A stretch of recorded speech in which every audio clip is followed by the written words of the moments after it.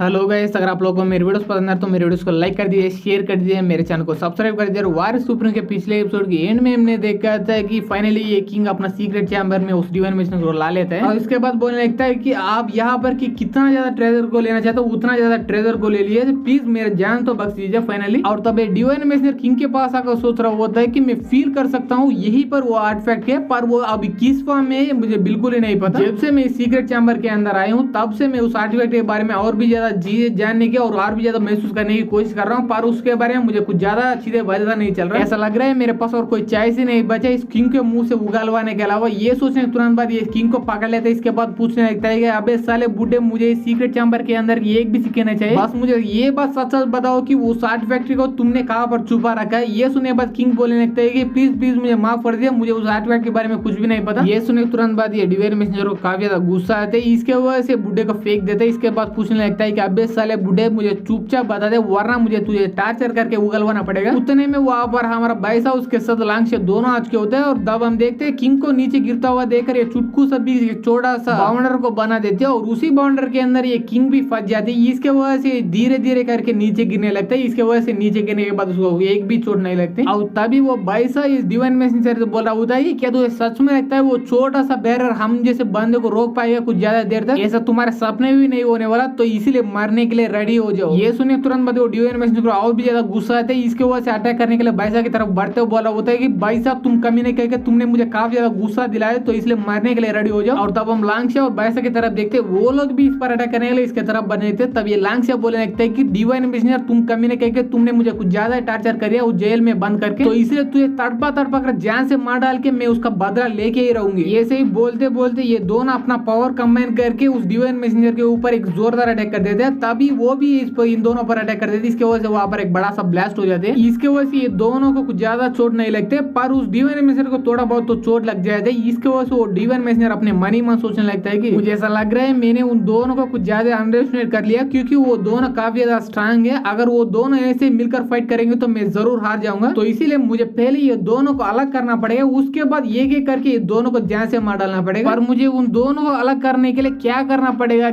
पड़ेगा तभी ये डिवाइन मैसेंजर का ध्यान उस किंग के ऊपर जाता है। इसे देखने के बाद ये किंग की पूरी तरह फट जाती है। इसके बाद ये पूछने लगता है कि अबे साले तुम मेरे तरफ क्यों ऐसा देख रहे हो, क्योंकि ये दोनों कल्टिवेटर है और तुम भी कल्टिवेटर, तो इसलिए जाकर तुम तीनों फाइट करो ना, मेरे तरफ क्यों देख रहे हो ऐसा? ये सुनिए तुरंत बाद डिवाइन मैसेंजर ये एक एनर्जी से बना चाकू को उसके तरफ फेंक देते हैं। इसके बाद बोलने लगता है मैं तुम्हारे तरफ इसलिए देख रहा हूँ क्योंकि तुम काफी ज्यादा हैंडसम हो, तो इसीलिए ये गिफ्ट लो हैंडसम होने के लिए। ये देखने के तुरंत बाद ये लांगशिया अपना कोडे को लेते, लेने के तुरंत बाद वो एनर्जी से बना तलवार को पकड़ने की पूरी कोशिश कर रहे होते हैं। ये देखने के बाद ये डिवाइन मैसेंजर फिर से एक एनर्जी से बना तलवार को बना लेता है। इसके बाद बोलने लगता है कि यही तो मुझे चाहिए था, अब तू मेरे हाथों से जरूर मर के ही रहोगी। ये बोल के ये भी काफी तेज से उस लांगशिया को मारने के लिए या किंग को मारने के लिए उनकी तरफ बढ़ने लगता है। और इसे देखने के बाद भाई साहब काफी तेज से उस लांगशिया की तरफ बढ़ने लगता है और सोचने लगता है क्या अरे यार मुझे लगा था कि ये कमीना ऐसे ही कुछ चाल चलने वाला। और तब हम किंग की तरफ देखते उसके पास ऑलमोस्ट वो एनर्जी से बना हुआ तलवार आकर उसके लगने वाले होते, तभी वहां पर लांगशिया आकर उसको अपने कोड़ी से पकड़ लेती है। और इसे देखने के बाद